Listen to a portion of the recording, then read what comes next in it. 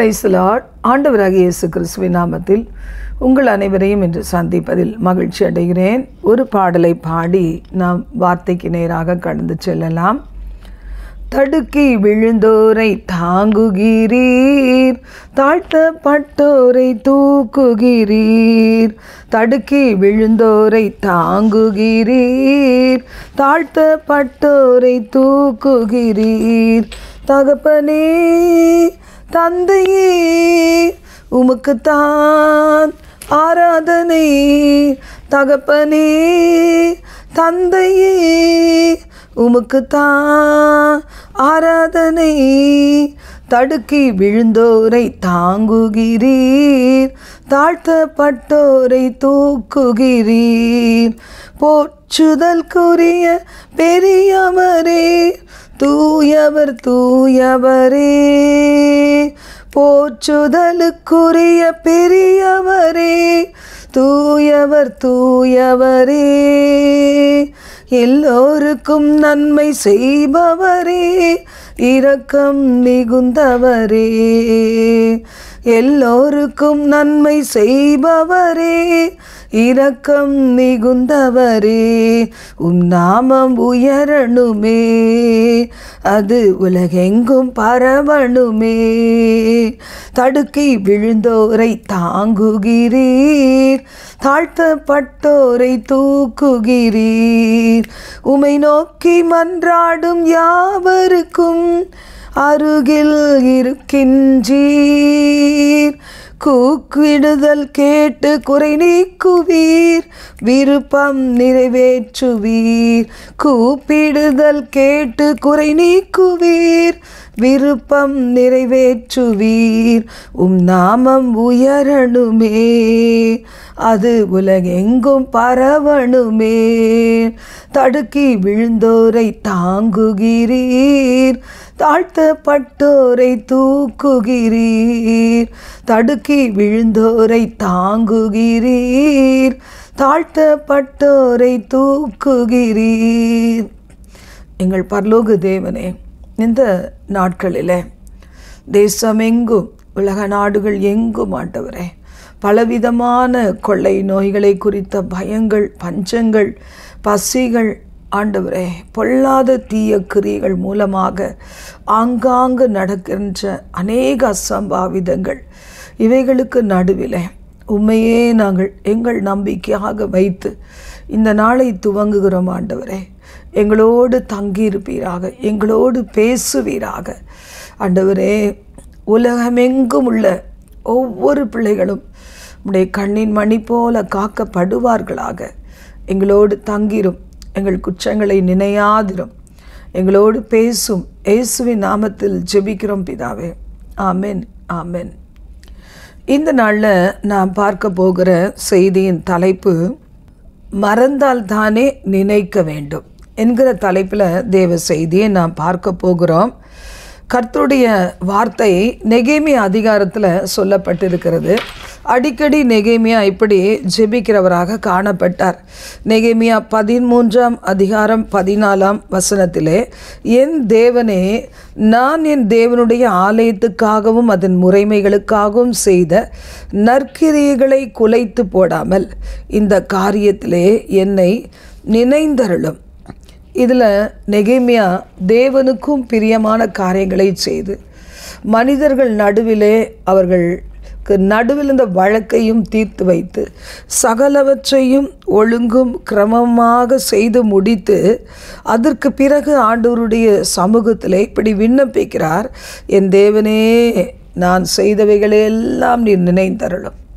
கர்த்தர் ஒரு கலசம் தண்ணீர் கூட இந்த சிறியரில் ஒருவனுக்கு நீங்கள் கொடுக்குறீங்களோ, நான் அதை நினைப்பேன்னு சொல்லியிருக்கிறார்.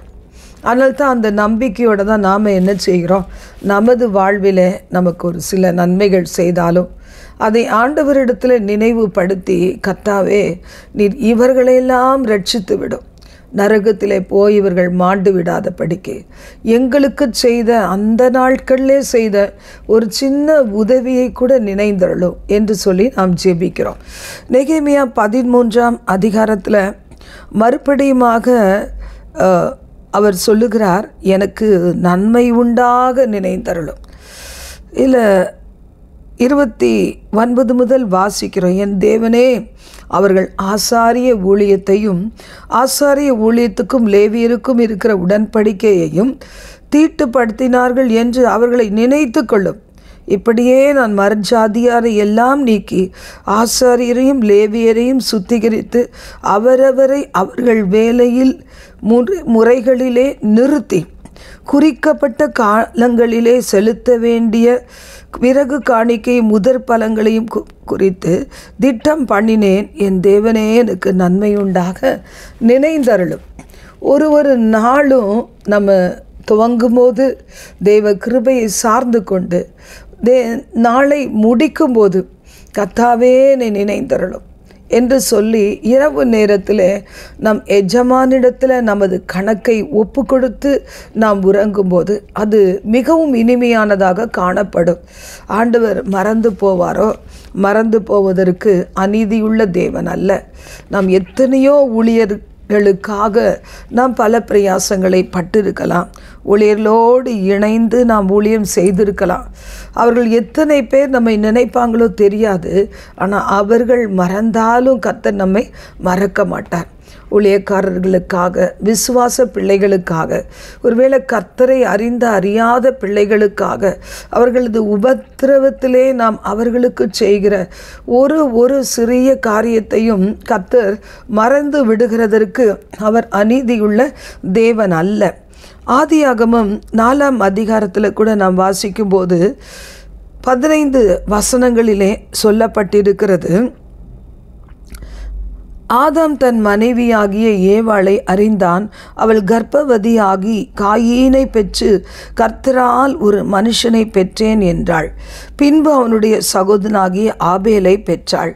ஆபேல் ஆடுகளை மேய்க்கிறவனாய் இருந்தான். காயின் நிலத்தை பயிரிடுகிறவனானான். சில நாள் சென்ற பின்பு காயின் நிலத்தில் கனிகளை கர்த்தருக்கு காணிக்கையாக கொண்டு வந்தான். ஆபேலும் தன் மந்தையின் தலையீற்றுகளிலும் அவைகளின் கொழுமையானவைகளிலும் சிலவற்றை கொண்டு வந்தான். ஆபேலையும் அவன் காணிக்கையையும் கர்த்தர் அங்கீகரித்தார். காயினையும் அவன் காணிக்கையையும் அவர் அங்கீகரிக்கவில்லை. அப்பொழுது காயினுக்கு மிகவும் எரிச்சல் உண்டாகி அவன் முகநாடி வேறுபட்டது. இந்த வேத பகுதி நமக்கு நல்லா தெரியும். இன்றைக்கு கூட அதிகாலை பொழுதில் தேவனை தேடுகிற நமக்கு எந்த அளவுக்கு கர்த்தரை தேடுவதில் உற்சாகம் காணப்படுகிறது. ஆண்டவருடைய ஆலயத்திற்கு போகும்போது கூட அநேக விதங்களிலே தேவனுடைய ஆலயத்துக்கு கடந்து செல்லுவாங்க. கர்த்தருக்கு காணிக்கை கொடுத்த காரியங்கள் ஆனாலும், தேவனை ஆராதிப்பது ஆனாலும், ஒவ்வொரு விதங்களிலே ஒவ்வொருவரும் தேவனை நாம் அண்டிக் கொள்ளுகிறோம். இந்த இடத்தில் ஆபேலுக்கு காணப்பட்ட உற்சாகம் நமக்கு காணப்படுகிறதா? வீட்டிலே துதிக்கும் போது, ஆராதிக்கும் போது, சபையோடு இணைந்து நாம் தேவனை நோக்கி பார்த்து ஆராதிக்கும் போது, துதிக்கும் போது நமக்குள்ளாக அந்த ஆபேலுக்குள்ள இருந்த அந்த உற்சாக மனப்பான்மை, கொழுமையானதை, மிகவும் சிறந்ததை என் ஆண்டவருக்கு கொடுப்பேன் என்று சொல்லி அந்த நிச்சயத்தோடு நாம் தேவனை ஆராதிக்கிறோமா? அநேக நேரங்களில் நாம் தொடர்ச்சியாக கர்த்தருடைய வேலையை செய்யும்போது சில நேரங்களில் தொண்டை கூட அதிகமாக ஒரு பெயின் காணப்படலாம், பலவீனம் காணப்படலாம். ஆனால் அதை பொருட்படுத்தாதபடி என் ஆண்டவர் சொல்லி இருக்கிறாரே, என் கிருபை உனக்கு போதும், உன் பலவீனத்தில் என் பலன் பூர்ணமாய் விளங்கும். அப்போது நாம் தேவ ஆலயத்துக்கு வரும்போது, நாம் ஒருமித்து கூடி தேவனை ஆராதிக்கும் போது, என் முழு இருதயம், முழு ஆத்துமா, முழு பலனெல்லாம் உமக்காக நான் செலவழிக்கிறேன் என்று சொல்லி நாம் உற்சாகமாய் காணப்படும் போது கர்த்தர் நமது குறுகிய பலனை அவரது மிகுந்த கிருபையினால் ஆசீர்வதித்து உற்சாகப்படுத்தி நம்மை மிகவும் அவர் அங்கீகரிக்கிற தேவனாக இருக்கிறார். இந்த இடத்துல ஆபேலையும் அவன் காணிக்கையும் அங்கீகரித்த போது காயின் புறக்கணிக்கப்பட்டதை பார்க்கும்போது காயினுடைய முகநாடி வேறுபட்டது. இன்றைக்கு நாம் அப்படி காணப்படுகிறோமா? முகநாடி வேறுபடுகிறதா கர்த்தர் அறிகிறார். உடனே கர்த்தர் கேட்கிறார் காயினை நோக்கி, உனக்கு ஏன் எரிச்சல் உண்டாயிற்று? நாடி ஏன் வேறுபட்டது? நீ நன்மை செய்தால் மேன்மை இல்லையோ? நீ நன்மை செய்யாதிருந்தால் பாவம் வாசற்படியில் படுத்திருக்கும். இந்த இடத்துல பார்க்கிறோம், நன்மை செய்தால் உனக்கு மேன்மை உண்டு. நீ பாவம் செய்ய வேண்டிய நன்மையை செய்யாதபடி இருந்தா உன்னுடைய வாழ்க்கையின் பாவம் உன் வாசற்படியிலே படுத்திருக்கும் என்று ஆண்டவராகிய கர்த்தர் சொல்லுகிறார். இப்போ இந்த இடத்துல நன்மை செய்தால் மேன்மை இல்லையோ? அப்போ நாம் தேவனால் நினைக்கப்படணும். தேவன் எல்லாரையும் பார்க்கிறார், நல்லோரையும் தீயோரையும் கண்ணோக்கி பார்க்கிறவர், சபைகளுக்கு நடுவிலே உலாவி வருகிறவர், 7 சபைகளுக்கு நடுவிலே உலாவி வருகிறவர், அக்கினி மயமான அவரது கண்களுக்கு தப்பி ஒருவரும் எந்த இடத்துலையும் ஒரு தீமையையும் செய்து கொண்டு மாய்மாலங்களை செய்து கொண்டு நம்ம ஒளிந்து வாழவே முடியாது. வேதம் அப்படியாக சொல்லுகிறது. இப்போ தேவ சமூகத்திலே மறந்தால் தானே ஆண்டவரே என்னை நினைந்தரணும் என்று நாம் கூப்பிட வேண்டும். ஆபேல் அந்த நாளிலே காயின் மூலம் கொலை செய்யப்பட்ட போது அந்த ஆபேலுடைய இரத்தம் கர்த்தரை நோக்கி முறையிட்டதாம். முறையிட்டவுடனே ஆண்டவர் இறங்கி வந்து காயினை கேட்கிறார், உன் சகோதரன் எங்கே? என் சகோதரனுக்கு நான் காவலாளியோ, அவன் எங்கே எனக்கு தெரியாது. அப்போ ஆண்டவர் சொல்லுகிறார், உன் சகோதரனுடைய இரத்தம் இந்த பூமியிலிருந்து என்னை நோக்கி வேண்டிக் கொள்ளுகிறது, அபயம் விடுகிறதுன்னு சொல்கிறார். இந்த பூமி இன்றைக்கு நம்ம வாழுகிற தேசம், உலக நாடுகளின் பல பகுதிகள், குறிப்பாக இந்தியா தேசத்தின் எத்தனை பகுதிகளில் இப்படிப்பட்ட காரியங்கள் நடந்து பெருகிக்கொண்டே இருக்கிறது. இந்த இரத்தமெல்லாம் ஆண்டவரை நோக்கி முறையிடும் போது நம் தேசம் எப்படி ஆசீர்வதிக்கப்பட முடியும்? வயல் நிலங்கள் எப்படி ஆசீர்வதிக்கப்பட முடியும்? நீர்நிலைகள் எப்படி ஆசீர்வதிக்கப்பட முடியும்? இன்று நாம் யோசித்து பார்ப்போம். கர்த்தருடைய வார்த்தை சொல்லுகிறது, நான் மீது எப்போதும் நான் கண்ணோக்கமாய் இருக்கிறேன். ஆபேலை மரிக்க வைக்க முடிந்தது காயினால். ஆனால் அந்த இடத்திலே ஆபேல் தேற்றப்பட்டு கொண்டு அருமையாய் பரலோகத்திலே தூதர்களைப் போல மேன்மையான பங்கை ஒருவேளை அவர் அனுபவித்து கொண்டிருப்பார் என்பதை இந்த ஜனங்கள், கொலை செய்த அந்த காயினை போன்ற ஜனங்கள் மறந்து விடுகிறாங்க.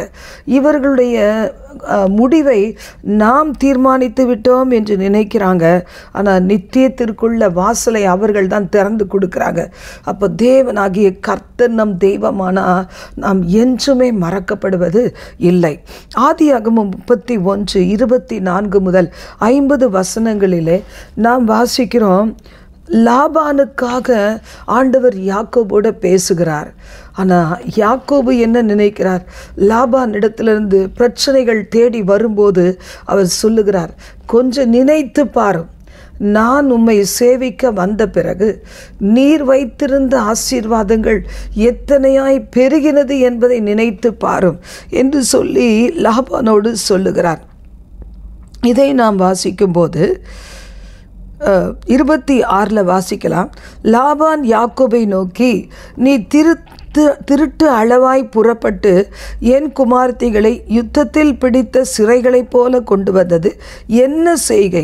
நீ ஓடி போவதை மறைத்து எனக்கு அறிவியாமல் திருட்டளவாய் என்னிடத்திலிருந்து வந்துவிட்டது என்ன? நான் உன்னை சந்தோஷமாய் சங்கீத மேளத்தாளம் கிண்ணற முழக்கத்தோடே அனுப்புவேனே. என் பிள்ளைகளையும் என் குமாரத்திகளையும் நான் முத்தம் செய்ய விடாமல் போனது என்ன? இந்த செய்கையை நீ மதியில்லாமல் செய்தாய் என்று சொல்லி இந்த இடத்துல லாபான் சொல்லுகிறார், உங்களுக்கு பொல்லாப்பு செய்ய எனக்கு அதிகாரம் உண்டு, ஆனாலும் உங்கள் தகப்பனுடைய தேவன் என்னை எச்சரித்தார், யாக்கோபோடே நன்மையை அன்றி தீமை ஒன்றும் பேசாதே என்று சொல்லி சொன்னார் என்பதை நாம் இந்த இடத்துல வாசிக்கிறோம். இப்பொழுதும் உன் தகப்பனுடைய வீட்டின் மேலுள்ள வாஞ்சையினால் நீ புறப்பட்டு போகிறதுனானால் போகலாம், ஏன் என் தெய்வங்களை திருடி கொண்டு போகிறாய் என்று லாபான் கேட்கும்போது யாக்கோபுக்கு அதிகமாக கோபம் வந்துடுச்சு. எப்படி நான் உம்மிடத்தில் நான் உத்தமமாய் வேலை செய்தேனே என்று சொல்லி தன் பக்கம் உள்ள காரியத்தை அவர் சொல்லுகிறத நாம் பார்க்கிறோம். 33ஆம் வசனத்தில், லாபான் யாக்கோபின் கூடாரத்திலும் லேயாளின் கூடாரத்திலும் 2 வேலைக்காரிகளின் கூடாரத்திலும் பிரவேசித்து பார்த்தும் ஒன்றும் கண்டுபிடிக்கவில்லை. பின்பு லேயாளின் கூடாரத்தை விட்டு ராகேலின் கூடாரத்துக்கு போனான். ராகேல் அந்த சுரூபங்களை எடுத்து ஒட்டக சேணத்தின் கீழ் வைத்திருந்து அதன் மேல் உட்கார்ந்திருந்தாள். லாபான் கூடாரமெங்கும் தடவி பார்த்தும் கண்டுபிடிக்கவில்லை. அவள் தன் தகப்பனை நோக்கி, என் ஆண்டவனாகிய உமக்கு முன்பாக நான் எழுந்திராததை குறித்து கோபம் கொள்ள வேண்டாம், ஸ்திரீகளுக்குள்ள வழிபாடு எனக்கு உண்டாயிருக்கிறது என்றாள். அப்போ அந்த இடத்திலே அவள் தன் தகப்பனுடைய வீட்டிலிருந்து நினைவு பொருளாக ஒருவேளை கொண்டு வந்திருக்கலாம். அதை ஒளித்து வைத்து இல்லை என்று சொல்லுகிறாள். அப்போ யாக்கோபுக்கு நடந்தது அறியாதபடி லாபானோடு கூட கோபப்பட்டு பேசுகிறார். அப்படி பேசும்போது 38ஆம் வசனத்தில் சொல்லப்பட்டிருக்கு, இந்த 20 வருஷ காலமாய் நான் உம்மிடத்தில் இருந்தேன், உம்முடைய செம்மறியாடுகளையும் வெள்ளாடுகளையும் சினை அழையவில்லை, உம்முடைய மந்தையின் கடாக்களை நான் தின்னவில்லை, பீருண்டதை நான் உம்மிடத்திற்கு கொண்டு வராமல் அதற்காக நான் உத்தரவாதம் பண்ணினேன். பகலில் களவு போனதையும் இரவிலே களவு போனதையும் என் கையில் கேட்டு வாங்கினீர். பகலிலே வெயிலும் இரவிலே குளிரும் என்னை பட்சித்தது, நித்திரை என் கண்களுக்கு தூரமாயிருந்தது. இப்படியெல்லாம் பாடுபட்டேன் இந்த 20 வருஷ காலம். 14 வருஷம் நம்முடைய 2 குமாரத்திகளுக்காக நான் சேவித்தேன். 10 முறை என் சம்பளத்தை மாற்றினீர் என்றெல்லாம் சொல்லி பார்த்து சொல்லுகிறான். இன்றைக்கி அநேக நேரத்தில் நாமும் கூட சில நேரங்களில் நம் பக்கம் உள்ள நியாயத்தை வெளியே சொல்வதற்கு நினைத்து பார் என்று சொல்லுகிறோம். யோபு கூட தன்னுடைய சிநேகிதர்களை பார்த்து நினைத்து பாருங்க, என்னை நோக்கி பாருங்க, உதடுகளை மூடுவதற்கு கொஞ்சம் தோல் மாத்திரம், அந்த பற்களை மூடுவதற்கு கொஞ்சோண்டு தோல் மாத்திரம்தான் இருக்கிறது, நீங்கள் ஏன் என்னை இத்தனையாய் பகைக்கிறீர்கள் என்று சொல்லி கேட்கிறத பார்க்குறோம். அநேக நேரத்தில் மனிதர்கள் நம்மை மறந்து விடுவாங்கன்னு சொல்லி நீ நினைத்து பாரு அப்படின்னு சொல்லி எச்சரிக்கிறோம். அநேகர் சொல்வாங்க, அன்னைக்கு எப்படியெல்லாம் நான் உனக்கு உதவியாக இருந்தேன், என் குடும்பம் உதவியாக இருந்தது, ஆனால் தங்களிடத்தில் உள்ள தீமையெல்லாம் மறைத்து நாங்கள் செய்த உதவியை நீ மறந்து விட்டாயே என்றெல்லாம் சொல்லி வழக்காடுவாங்க. ஆனால் ஆண்டவராகிய கர்த்தர் கிட்ட நம்ம போய் நினைத்து பாருங்க ஆண்டவரேன்னு சொன்ன ஒருவரை ஆகிலும் ஆண்டவர் அப்படியே விட்டு விடவில்லை. ஆண்டவராகிய கர்த்தர் நம்மை காண்கின்ற தேவன், நம்ம சொல்லாமலே அவர் நம்மை மறவாத தேவன். ஸ்திரீயானவள் தன் கர்ப்பத்தின் பிள்ளைக்கு இறங்காமல் தன் பாலகனை மறப்பாளோ, அவர்கள் மறந்தாலும் நான் உன்னை மறப்பது இல்லை. மறவாமல் நினைந்தீர் ஐயா, மனதார நன்றி சொல்வேன் என்று அருமையான ஃபாதர் பெர்க்மன்ஸ் அவங்க அழகான பாடலை எழுதியிருக்கிறாங்க. உங்களையும் என்னையும் மறவாத தேவன் ஒருவர் இருக்கிறார். ஒருவேளை மனிதர்கள் மாறலாம், மனிதர்கள் மறந்து போகலாம், கர்த்தரோ என்றென்றைக்கும் மறந்து போகிற தேவன் அல்ல. கர்த்தருடைய வார்த்தை சொல்லுகிறது,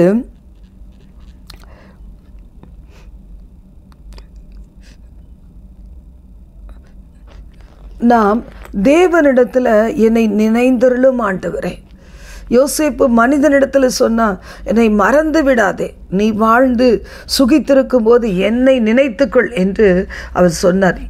ஆனால் யோசேப்பை அந்த பானபாத்திரக்காரன் மறந்து போய்விட்டான், மறுபடி நினைக்க செய்தார். இன்றைக்கி நம்முடைய தேவன் அப்படிப்பட்டவர் கிடையாது. சிறிய பிராயம் முதல், நமக்கு நினைவு தெரிந்த காலம் முதல் இந்த நாள் வரைக்கும் நாம் ஒவ்வொரு முறையும் ஆண்டவருக்காக நாம் எதை சகித்து கொண்டோம், நன்மைகள் என்னெல்லாம் செஞ்சோம், எளியவர்களுக்கு செய்தோம், நம்முடைய ஒரு கை கொடுக்கிறதை அடுத்த கரம் அறியாதபடிக்கு எப்படி நாம் கொடுத்தோம், எப்படி தேவனுக்காக நாம் செலவிட்டோம், நமது நேரங்களை எப்படியெல்லாம் பிரயோஜனமானதாக மாற்றிக்கொண்டோம், எவைகளை இழந்து இன்றும் தேவனை பின்பற்றி கொண்டிருக்கிறோம், எந்த ஏமாற்றங்களை தாங்கிக் கொண்டு தேவ சமூகத்திலே அவைகளை அறிக்கையிட்டு அவைகளை தேவ சமூகத்திலே விட்டுவிட்டு எனது ஆயுள் சீக்கிரத்தில் முடியக்கூடியது, மறையக்கூடியது, இதை என் துக்கத்திலேயே நான் செலவழிக்க மாட்டேன் என்று ஒப்பு கொடுத்து தீவிரமாய் ஓடிக்கொண்டிருக்கிறோம். கர்த்தர் மறந்து போவதற்கு நீதியுள்ள தேவன் அல்ல.